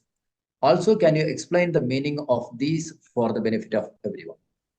Okay, yeah, that's a very good question. This one will be really useful for this. See, uh, first thing, I mean, all I am saying is between married, committed husband and wife, मैं जो कुछ भी sexual activity, sex का बारे में कह रहा हूँ, वो पति और पत्नी के बीच में ही, ओके, जिसमें कोई एक्स्ट्रा मैरिटल रिलेशनशिप्स नहीं है, उसके बारे में, उसके दोनों के बीच में ही कह रहा हूं, वो disclaimer. Okay, so now coming to the sensual parts of the body. जो सेंसुअल पार्ट्स है, मतलब जिस पर छुआ जाता है तो तुरंत उत्तेज होना, उसको सेंसुअल पार्ट कहा जाता है। तो usually in males it is अंग, पेनिस, पेनिस का वो जो एंड है, और एंड जो पिंक कलर में रहते हैं, उसको ग्लैंस पेनिस कहा जाता है, और उसका शाफ्ट कहा जाता है। तो ये जंक्शन में usually that is one erogenic, but overall penis और ग्लैंस वो इरोजेनिक, इरोजेनिक मतलब वो सेंसुअल पार्ट है। और scrotum and usually all that perineal area, buttocks and lips, even nipples in males also would be erogenic thing. Okay, these are all normal, okay, normal for everyone with or without spinal cord injury. These are the normal areas. And in females, same vaginal genital area or buttocks region or lips and nipples and breast, whole breast area, and even neck and even ear, back of the ear, even as frequent as on the forehead also, just to kiss on the forehead to tell, darling, I love you. That itself could be an erogenic if persons both are in good, good terms with each other. So that is why it's very important to have that, again and again I'm saying, to be in good terms with each other. Sex cannot be seen as an isolated act unless it is, combined with love, affection, genuine love towards each other, unconditional forgiveness. ये उस दिन वैसा किया, उस दिन वैसा किया, वो सब कुछ जितना भी हम याद रखेंगे माइंड में, वो सीधा जेनिटल में भी आप स्टिमुलेट करेंगे, वो पूरा बेकार है. तो वो सब कुछ प्लेटफॉर्म फाउंडेशन करने के बाद ये सेंसुअल पार्ट्स जो अभी मैं कहा, बोथ मेल एंड फीमेल में, वो जब छुआ जाता है, वो भी जेंटली छुआ जाता है, तो और जेंटली और डिफरेंट टेक्सचर्स, डिफरेंट वेज, वो उत्तेज होने के लिए और हेल्प हो जाता है. सो दूसरा सवाल इसमें मैं सुना, oral sex. Oral sex in the context of marriage, again, now this is the terms and conditions with both the partners approval. So कई बार ऐसा हो जाता है कि ओरल सेक्स एक जन को पसंद नहीं, लेकिन वो पार्टनर जबरदस्ती कर रहे हैं, तो वो एक बहुत बड़ा डिजास्टर. वो फीमेल मेल को ओरल सेक्स देना या मेल फीमेल को ओरल सेक्स देना, क्योंकि कुछ महिलाओं के लिए ये मेंस्ट्रुएशन आने की जगह है, ये पायखाना है उधरी है, पेशाब उधरी है, मेंस्ट्रुएशन उधरी है, ये मैं अच्छे से सफाई भी किया कि नहीं किया मुझे याद भी नहीं है, ठंडा है तो सवेरे नहाए भी नहीं, तो इतना गंदा जगह है, मैं कैसे अलाउ करूं अपना पति को उधर अपना मुंह डाल के ऐसा करने के लिए. वो बहुत चिंता रहती है उसमें. अगर वो आप नहीं समझ के उसको ओरल सेक्स आपको जबरदस्ती करेंगे, तो वो स्विच ऑफ हो जाएगा. वैसा ही vice versa. Usually, I mean, there is one study, men prefer oral sex more than females. So vice versa भी.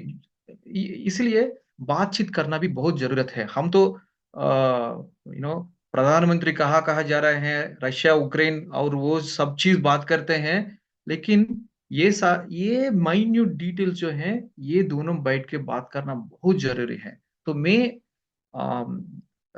मैं सजेशन देना चाहता हूं कि पहले कुछ भी एडवांसेस लेने के पहले, ओरल सेक्स का आगे उस तरफ जाने के पहले ही, wife and husband should sit together. पति और पत्नी दोनों बैठ के ये दिल खोल के आराम से बात करना है, क्योंकि ये तो हस्बैंड एंड वाइफ है, ये इसमें कोई भी नहीं आएंगे.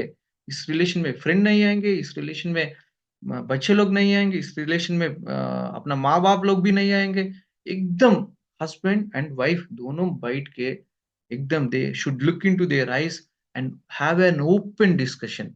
लेकिन एटीट्यूड ऐसा रहना चाहिए कि तुझे जो अच्छा नहीं लगता है, मैं जबरदस्ती नहीं करूं.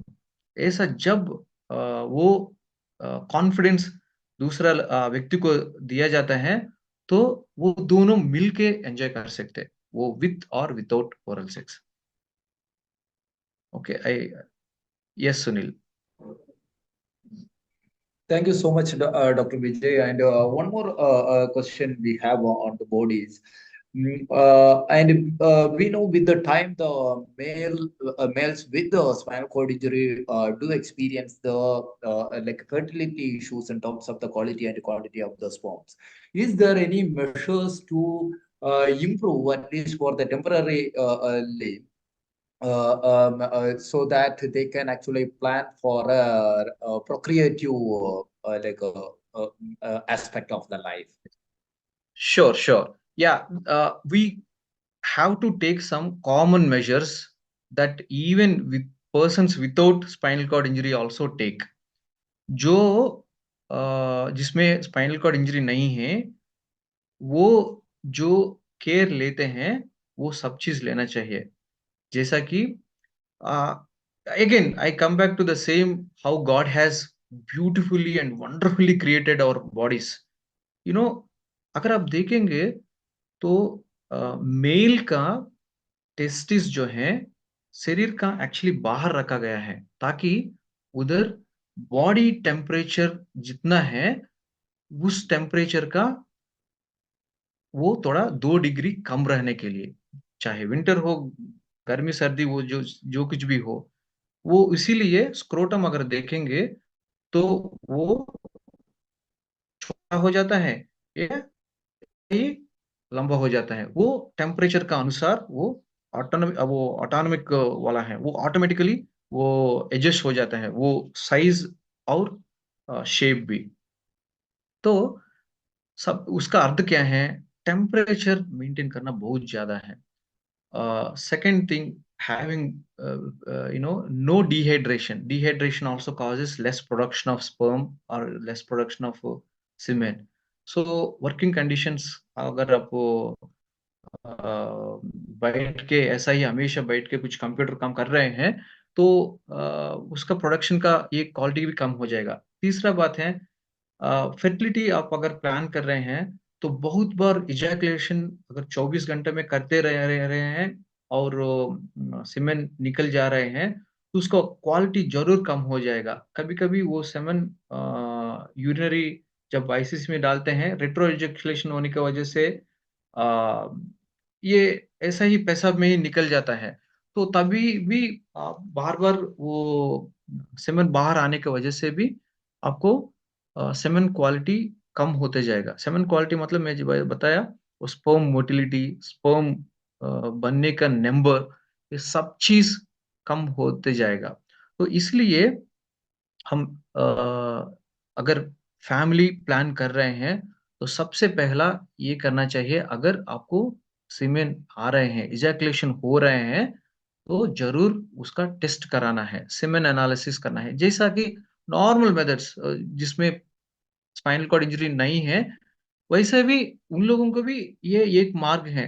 सबसे पहले अगर मान लीजिएगा जिनमें स्पाइनल कॉर्ड इंजरी नहीं है, वो 5 साल, 10 साल हो गया, बच्चा नहीं हो रहा है, तो सबसे पहला क्या करेंगे डॉक्टर?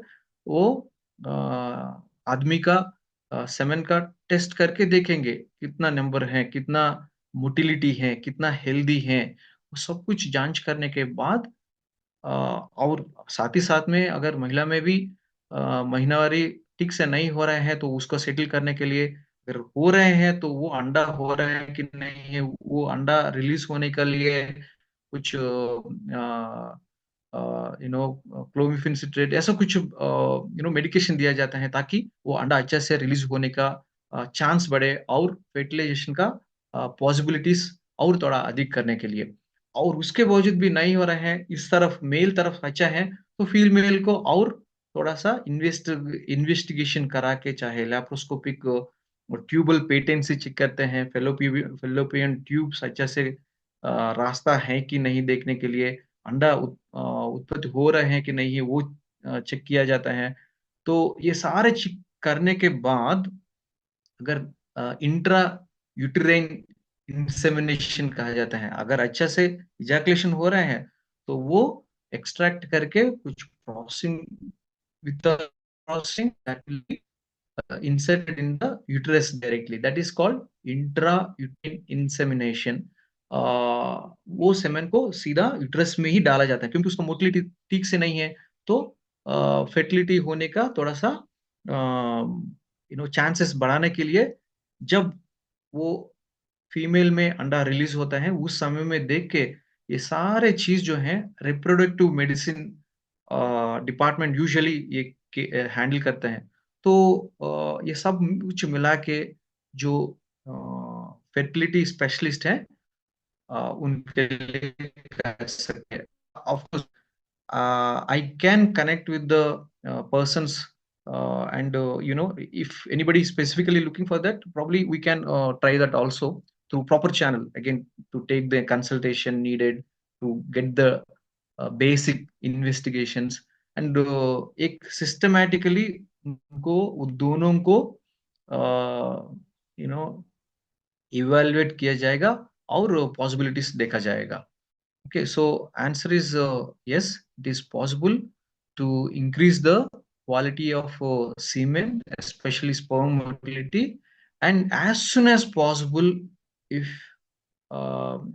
कई बार ऐसा हो जाता है ना, अभी आजकल ये जनरेशन टोटली अलग है, पुराना जमाने का नहीं, अभी शादी होने के पहले ही आदमी औरत तो डिसाइड कर लेंगे, मार्च महीना 2024 में हम शादी करेंगे और 2027 में हम बच्चा प्राप्त करेंगे, ऐसा करके उतना 2-3 साल हम एंजॉय करेंगे बिना बच्चा, यानी कि हम फॉरेन जाएंगे, ये करेंगे वो करेंगे, ऐसा सब कुछ प्लान रखने से ये काम नहीं चलेगा। अगर मार्च में शादी करके अप्रैल में ही अनफॉर्चुनेटली अगर स्पाइनल कॉर्ड इंजरी आदमी को हुआ है, तो शायद आप नेक्स्ट 1-2 महीना में ये प्रोसेस के लिए भी स्टार्ट करना होगा। हम उस समय में जरूर उन लोगों को काउंसलिंग देके, भाई साहब ये ऐसा वाला नहीं है कि आप पूरा फ्यूचर कब बच्चा को पैदा करना है वैसा करने का नहीं, आप इसके बारे में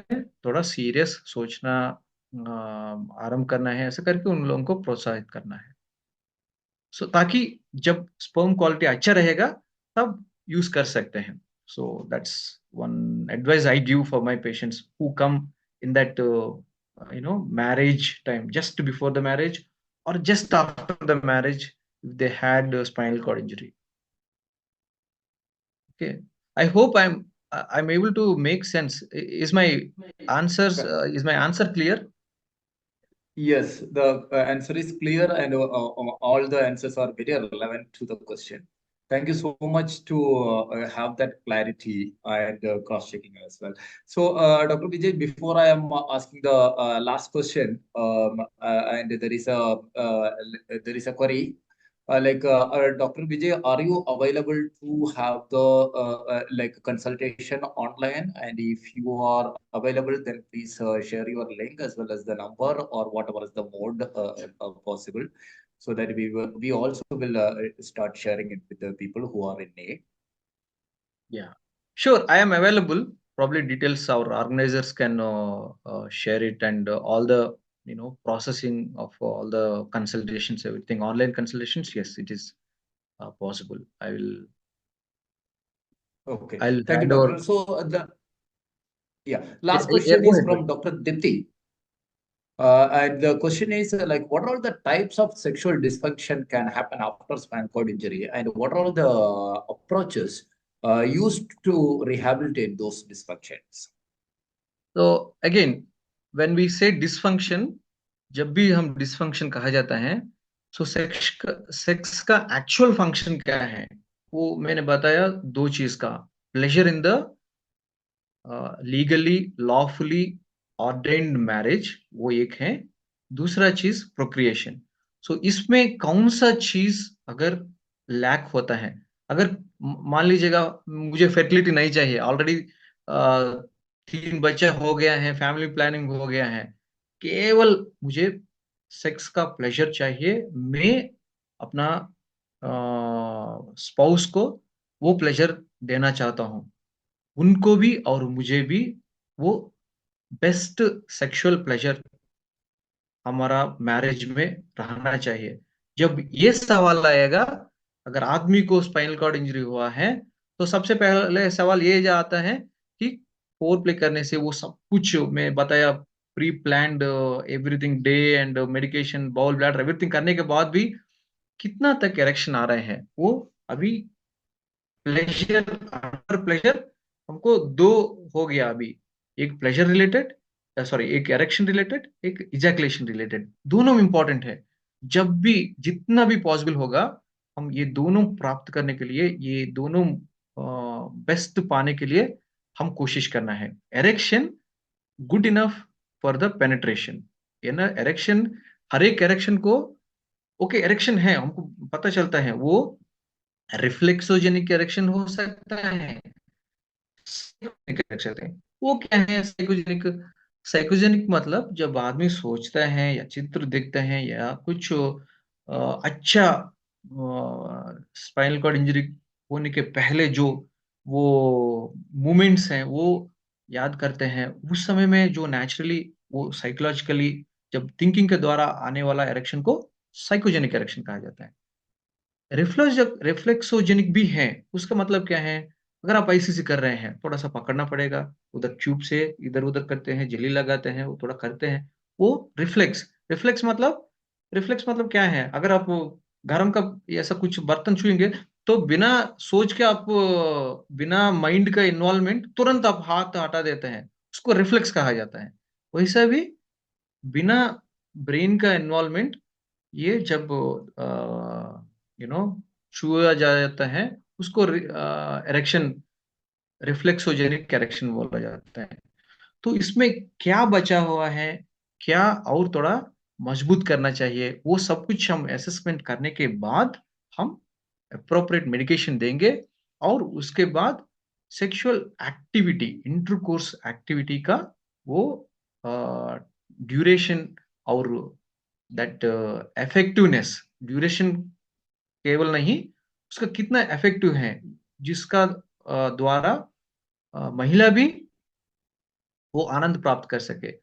वो इफेक्टिव मेजर वो इंफॉर्मेशन भी प्राप्त करने के बाद हम वो गुड इनफ इरेक्शन है कि नहीं, अगर वो नहीं है तो एक दवाई उससे नहीं होगा तो डोज बढ़ा के देखेंगे, उससे नहीं होगा तो दूसरा दवाई ऐड करेंगे, उसका छोटा साइज और बड़ा डोज, वो टाइमिंग इस साइड उस साइड करके, और उससे भी नहीं हुआ तो पीनाइल इंजेक्शंस भी हैं, लेकिन ये अपना घर में लेने का नहीं, ऑफ कोर्स जरूर ले सकते हैं, लेकिन सबसे पहला बार एक 2 बार 3 बार करेंगे तो वो अस्पताल में करके वो मे बी मेरा प्रैक्टिस में पेशेंट्स लोगों को पीनाइल इंजेक्शंस भी दिया हूँ, और उन लोगों का अच्छा से इरेक्शन पॉसिबिलिटी हुआ था और वो यूज करके अच्छा इंटरकोर्स भी वो लोग करने पाया। तो इरेक्शन का अगर देखेंगे, केवल इरेक्शन का इतना ढेर सारा चीज है, हम केवल लास्ट जो आते हैं वो भाव प्राप्ति, यानी कि वो अल्टीमेट ऑर्गेज्म को ही, उसी को हम नहीं टारगेट करना है, लेकिन वो पूरा जर्नी, और ये प्लेजर के लिए है। तो ऑलरेडी मैं फर्टिलिटी के लिए बता दिया, प्रोक्रिएशन के लिए बता दिया, ये प्लेजर के लिए इतना चीज है। ये ऑर्गेज्म में भी अगर उसमें कुछ प्रॉब्लम, अगर मस्कुलेचर इश्यूज और इजैकुलेशन इश्यूज हैं, तो उसको कुछ वाइब्रेटर्स भी हैं मेल्स को यूज करने के लिए। ऑफ कोर्स मार्केट में तो बहुत ढेर सारा चीज है, अगर आप अमेजन में देखेंगे, यानी कि उसके लिए कुछ ऑनलाइन स्टोर उसी के लिए भी स्थापित किया गया है, बहुत सारे चीज हैं।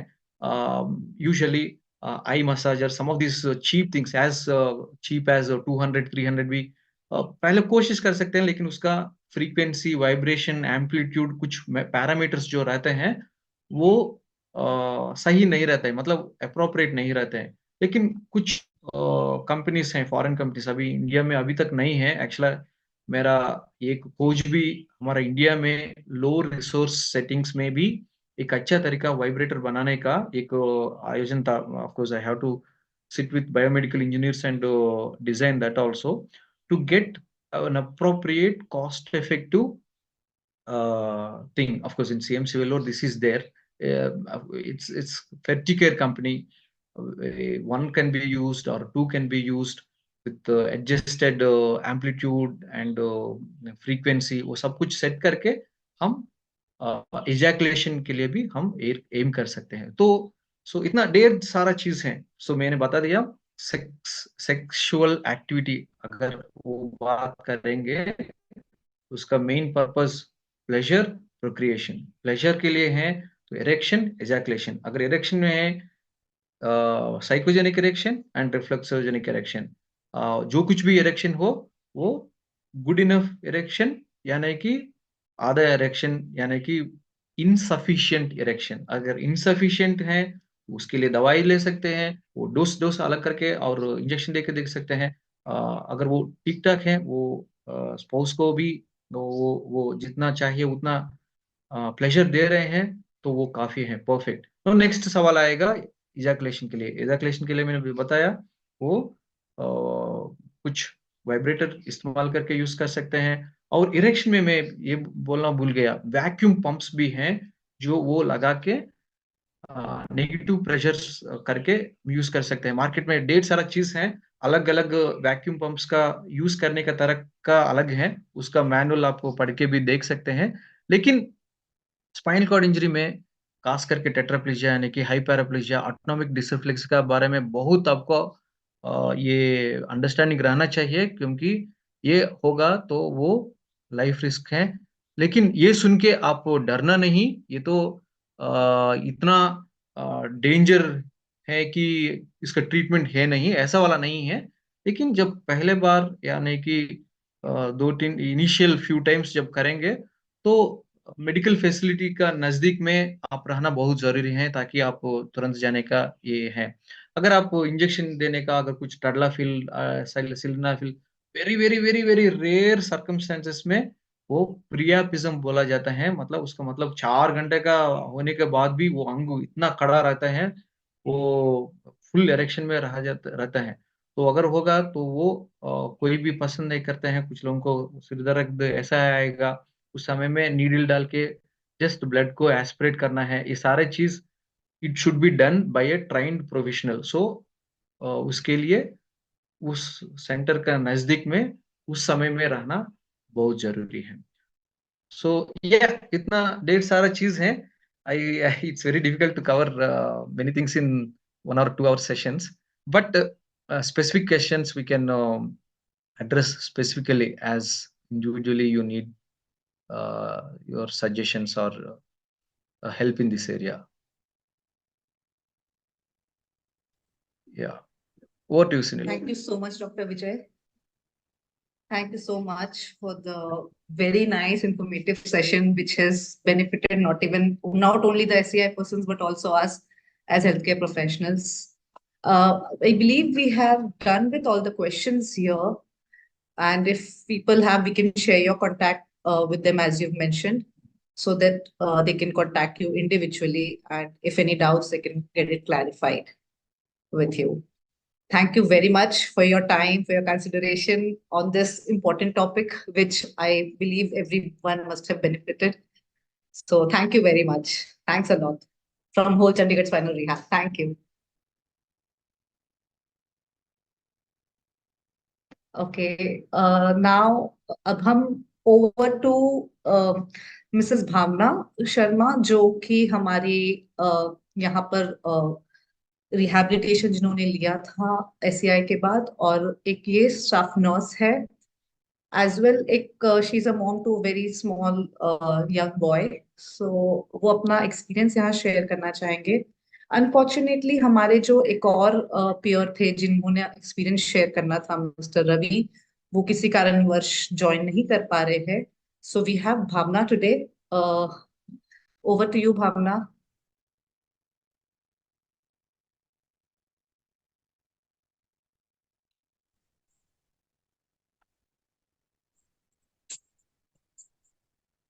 हाँ जी Bhavna, welcome. Hello thank you ma'am. For joining us. Hello जी। हाँ जी, तो हम बस यहाँ पर सब जानना चाहते हैं आपका एक्सपीरियंस स्पाइनल कॉर्ड इंजरी के बाद। कैसे आपका सेक्सुअल लाइफ में आपका जो एक्सपीरियंस रहा, अभी आप नए नए मॉम भी बने हो। सो थोड़ा अगर आप अपना एक्सपीरियंस शेयर कर सकते हो तो। हाँ जी, थैंक यू। फर्स्टली मैं बताऊंगी सभी को कि 2018 में मेरी स्पाइनल कॉर्ड इंजरी हुई थी, और इंजरी के मैंने 3 महीने बाद ही रीहैब ज्वाइन किया था। और रीहैब के बाद मैंने यहीं पे जॉब भी की है एज अ नर्स। और उसके बाद मतलब 2022 में मैंने शादी की है। और 23rd मतलब में बेबी को जन्म दिया था मैंने, और बेबी बॉय हुआ है।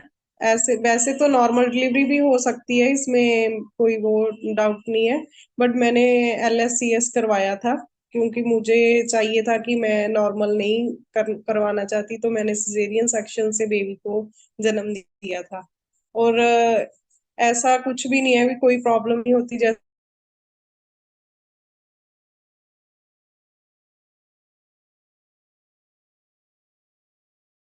वैसे भी बॉडी में कोई चेंजेस हैं या हमारे पहले से कोई प्रॉब्लम है फिर तो कोई हो सकता है, अदरवाइज कुछ नहीं है। सारे टेस्ट वगैरह पहले टेस्ट करवाओ, अगर सारे टेस्ट वगैरह नॉर्मल है तो जैसे नॉर्मल पर्सन अपनी लाइफ को जी रहे हैं वैसे हम भी जीते हैं।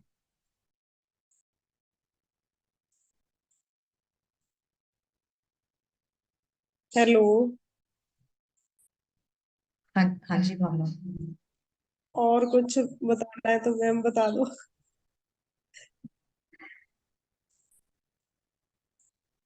अ, अब अगर किसी को कोई सवाल पूछना है तो आप प्लीज चैट बॉक्स में लिख दीजिए। भावना है यहाँ पर। सिंस एक फीमेल है तो और ज्यादा कंफर्टेबल फीमेल्स अगर महसूस कर रहे होंगे तो पूछ सकते हैं कोई सवाल अगर किसी को होंगे तो।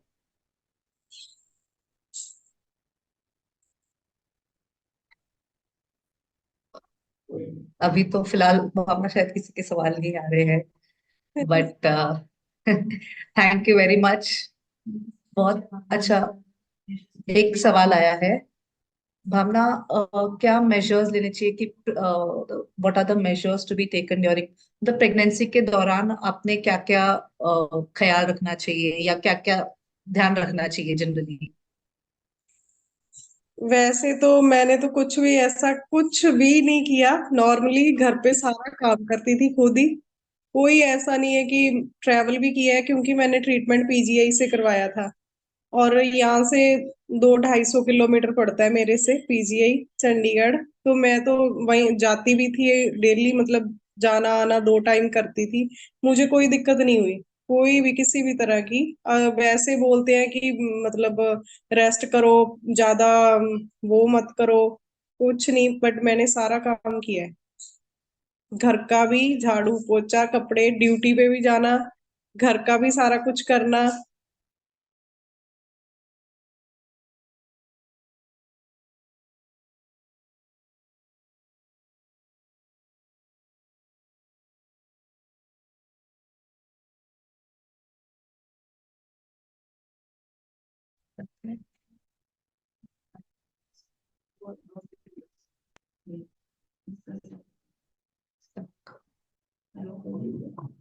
हाँ जी।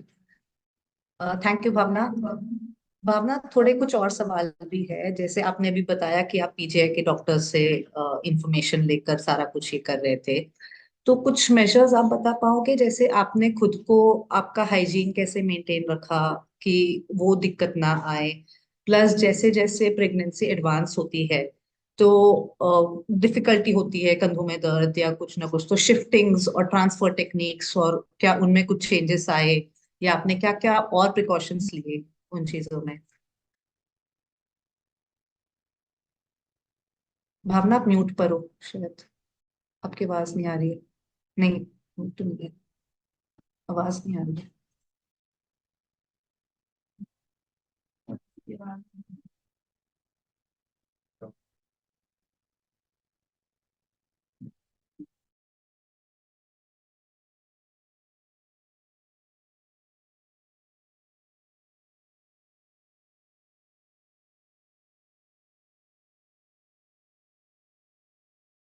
भावना आपकी आवाज। हाँ जी। नहीं आ रही आवाज आपकी। मे बी आप रीज्वाइन करके देखो।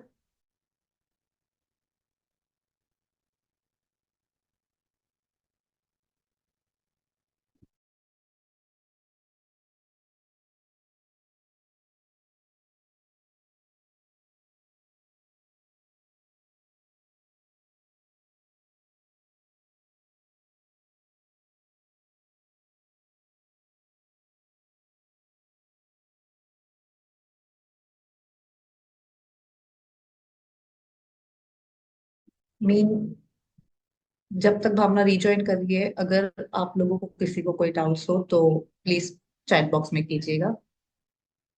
Thank you. Bhavna has join back. Okay. Hello. हाँ जी भावना, अभी आवाज आ रही है आपकी। थैंक हाँ यू। जी मैम, पूछिए।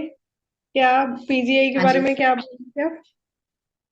नहीं मैंने ये कहा था कि चलो आपने पीजीआई के डॉक्टर्स से पूछताछ की और उनसे सारी आपने जानकारी ली कि क्या क्या और कोई एक्स्ट्रा डॉक्टर्स ने आपसे कहा कि ये चीजें नहीं करनी है, ये चीजें करनी है प्रेगनेंसी के दौरान, ऐसे अगर कोई और टिप्स आप प्रोवाइड कर सकते हो हमारे यूजर्स के लिए। ऑल्सो जैसे कि आपने एक्स्ट्रा केयर क्या लिया कि अपने आप कैसा हाइजीन मेंटेन किया, क्लेanलीनेस कैसे मेंटेन रखा, बिकॉज ये इश्यूज आ जाती है। और एक सवाल ये है कि प्रेगनेंसी जैसे जैसे एडवांस होती है, 5th month, 6th month, 8th 9th month में जैसे जैसे जैसे बेली हमारा हैवी होता है तो शिफ्टिंग्स और ट्रांसफर टेक्निक्स में इश्यूज आती है। तो उन सारी चीजों को आपने कैसे मैनेज किया? क्या आपको किसी की हेल्प मिल रही थी? आपने क्या और स्ट्रेंथनिंग प्रोग्राम कुछ किया, वेट्स उठाए, कुछ किया ऐसा जिससे कोई चेंजेस आपने लाए? स्टार्टिंग में तो फर्स्ट 5 मंथ तो मुझे कोई प्रॉब्लम नहीं आई। बट उसके बाद जैसे बेबी का वेट जैसे जैसे बढ़ता जाता है तो ब्लैडर पे प्रेशर पड़ता है। तो फिर मैंने खुद को कैथराइज किया। और मोशन की तो मुझे कोई दिक्कत ही नहीं थी, डेली मैं बाथ डेली डी वगैरह करती थी। वो तो वैसे ही चलता रहा, बट मैंने ब्लैडर के लिए कैथेटराइज किया खुद को कि उसकी मुझे बार बार जो दिक्कत है वो मुझे फेस ना करनी पड़े। डाइपर भी नहीं यूज करती थी क्योंकि मुझे था कि अगर यूरिन डाइपर में ही रहेगा तो मुझे प्रेशर सोर ना हो जाए। तो मैंने वही यूज किया, कैथेटर किया।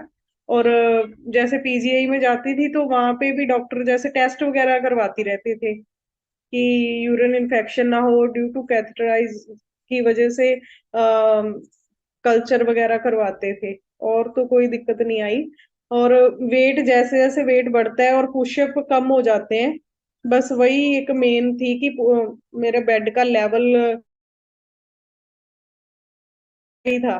तो फिर मुझे उसमें कोई दिक्कत नहीं आई, बस वही है कि थोड़ा वेट उठा नहीं सकते, एक साइड लेके सोना है, बस उल्टा नहीं सो सकते, साइड पे या सीधे लेट जाती थी। और तो कोई प्रॉब्लम नहीं है। ओके, थैंक यू भावना। और कुछ सवाल है जैसे कि ये कि आपका इमोशनल बैलेंस कैसा रहा बिफोर प्रेगनेंसी, कंसीव करने से पहले, ड्यूरिंग प्रेगनेंसी, बिकॉज हमें सबको पता है कि हमारे हार्मोनल ऊपर नीचे होते हैं, हार्मोन्स मूड स्विंग्स होती है। तो काफी सारे इमोशनल डिस्टर्बेंसेस होते रहते हैं even before plus during pregnancy. तो इन सब में आपने अपने आप को कैसे मैनेज किया, प्लस इसमें आपका जो लाइफ पार्टनर है, आपके हस्बैंड है, उनका कैसा रोल रहा कि कैसे उन्होंने आपको काम रखा या मेंटेन रहा ताकि आपकी प्रेगनेंसी स्मूथ हो? ऐसे है कि मतलब हार्मोन चेंजेस की वजह से गुस्सा तो बहुत आता था मुझे, बहुत बोल भी देती थी। बट ये है कि मेरे हस्बैंड बस चुप रहते थे कि अगर मैं कुछ बोलूंगा तो ये ज्यादा और बोलेगी मुझे। तो फिर बस ऐसे ही शांत हो जाते थे। और ओके। तो कुछ नहीं। ओके। और प्रेगनेंसी के पहले आपने जैसे कुछ प्लानिंग की या डॉक्टर से कंसल्टेशंस किए थे? नहीं, कोई प्लानिंग है ही नहीं थी मेरी, कोई ऐसा ही नहीं था कि मैंने प्रेगनेंसी लेनी है, क्योंकि थायराइड था मुझे और ओके। खुद से कंसीव हो गया था। तो फिर ऐसे मुझे कोई दिक्कत नहीं आई।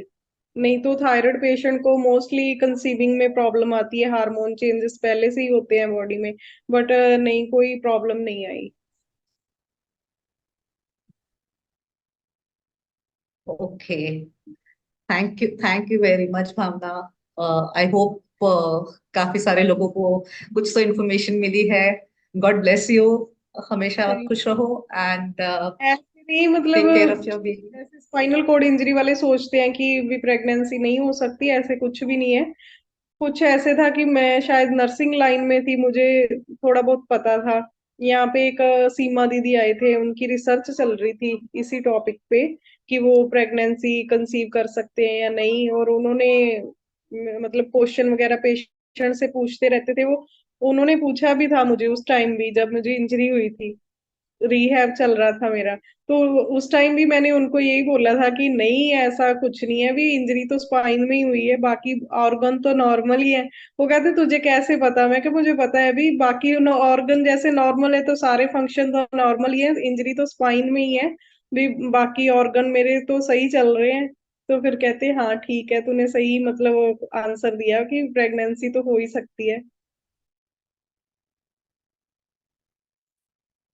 That's it. अच्छा है, चलो आपको नॉलेज रही है, बहुत अच्छा। और आपने जो भी नॉलेज शेयर की है, होपफुली वो औरों को भी काम आए। So thank you Bhavna very much.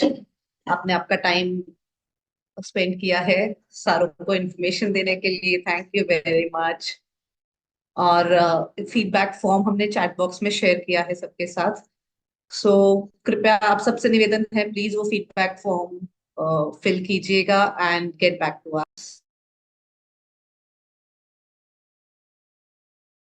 Also ये जो फीडबैक फॉर्म जो है वो जैसे ये जूम मीटिंग खत्म हो जाएगी वो फॉर्म चला जाएगा, तो आप सबसे रिक्वेस्ट है कि उसको कॉपी पेस्ट कर लीजिए आपके इनबॉक्स में या आपके फोन में कहीं पर, सो दैट आप लोग वो फीडबैक फॉर्म लेटर बाद में भी एक्सेस कर पाओ और उसे भेजो, सो दैट हमें भी पता चले आगे ऐसे और वेबिनार्स करने हैं नहीं करने हैं, कितना फायदा हुआ है आप लोगों को, आप लोगों के पास और कोई आइडियाज है अगर कैसे टाइप्स के हमने वेबिनार्स आगे ऑर्गेनाइज करने हैं, so that will be helpful and we will be grateful to you guys.